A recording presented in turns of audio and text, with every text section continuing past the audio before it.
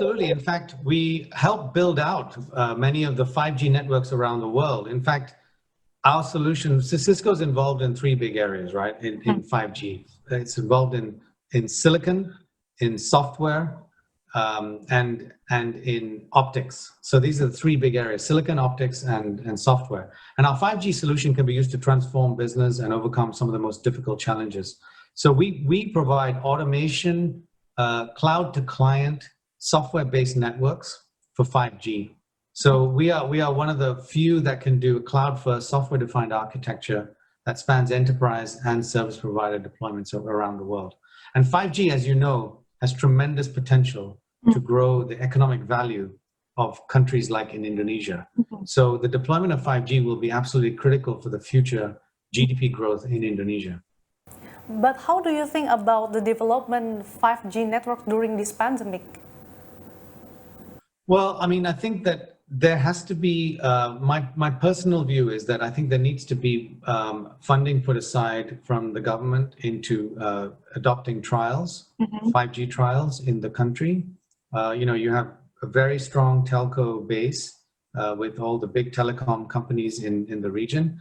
You also have a very innovative software ecosystem, ISV ecosystem, the integrated software vendors. Because one of the most innovative software kind of developing regions in the world is actually Indonesia. So I think that you've got a tremendous potential to launch pilots in different areas, different industries, and test the value of the solution in collaboration with the telcos. And that's where Cisco can play a big part.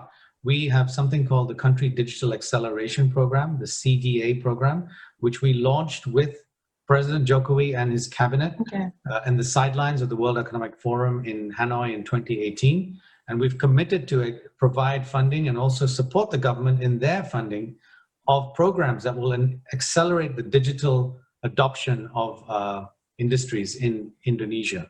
So we're committed to working with the government on this, the Ministry of Coordinating Affairs, Minister Luhut, also Minister Erlangga, also with President Jokowi.